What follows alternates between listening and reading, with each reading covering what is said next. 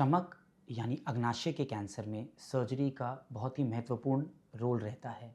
ये सर्जरी कब, कैसे और किस तरह से की जाती है, इसके बारे में आज मैं डॉक्टर विवेक मंगला, सीनियर डायरेक्टर जीआई और कैंसर सर्जरी, आपको इस वीडियो में बताऊंगा। स्टमक हमारे डाइजेस्टिव सिस्टम यानी पाचन क्रिया का एक बहुत ही महत्वपूर्ण अंग है, जो कि खाना पचाने में मदद करता है। कभी कभी इसमें कैंसर हो जाता है। जो लक्षण रहते हैं उसके अंदर पेशेंट को भारीपन, भूख कम होना, खाने के बाद तकलीफ़ होना और कुछ बदहज़मी जैसी दिक्कतें देखी जाती हैं। अगर किसी भी व्यक्ति को ये तकलीफ़ें कुछ समय से चल रही हैं तो उसका एंडोस्कोपी से जांच कर अवश्य जो भी जांच की रिपोर्ट आती है उसके हिसाब से इलाज करना चाहिए। इस कैंसर के इलाज में सर्जरी का महत्वपूर्ण रोल रहता है। पुराने टाइम में इसकी सीधा सर्जरी की जाती थी, पर आजकल अनफॉर्चुनेटली चूँकि ज़्यादातर जो पेशेंट्स देखे जाते हैं उन्हें डिज़ीज़ एडवांस यानी अधिक रहती है, तो उसमें ये पाया गया है साइंटिफिक स्टडीज़ में कि जो सर्जरी से पहले अगर हम पेशेंट को कीमोथेरेपी देते हैं और फिर सर्जरी करते हैं, तो उसमें जो ओवरऑल रिजल्ट्स हैं यानी जो आउटकम्स हैं, इलाज का जो परिणाम है, उसमें पेशेंट्स को काफ़ी हद तक फ़ायदा मिलता है। आमतौर पे जांच में पता चलने के बाद कि स्टमक का कैंसर ऑपरेबल है। बहुत ही कम होता है कि बीमारी बहुत ही कम हो जिसमें सीधा सर्जरी का रोल होगा। अदरवाइज़ ज़्यादातर पेशेंट्स में पहले 2 महीने के करीब अगर पेशेंट की कंडीशन अच्छा है तो फ्लॉट नाम से कीमोथेरेपी दिया जाता है।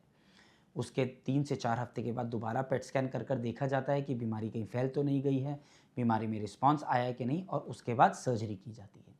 सर्जरी में क्या किया जाता है, चाहे सर्जरी दूरबीन से हो, लैप्रोस्कोपिक, रोबोटिक विधि से हो, चाहे पुराने ज़माने के तरीके से खोल के की जाए। जो स्टमक कैंसर की सर्जरी है वो किस हिस्से में कैंसर है उसके हिसाब से किया जाता है।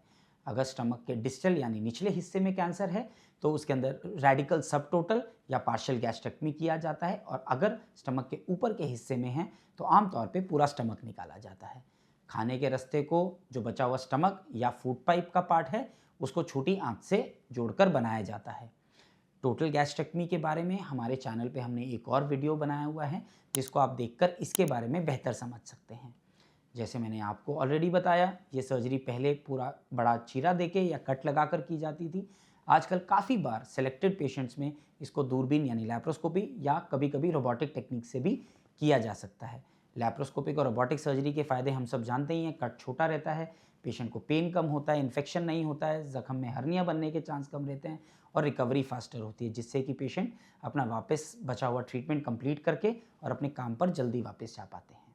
तो दोस्तों, इस वीडियो में मैंने आपको स्टमक की कैंसर की जो सर्जरी है वो कब की जाती है इसके बारे में बताया।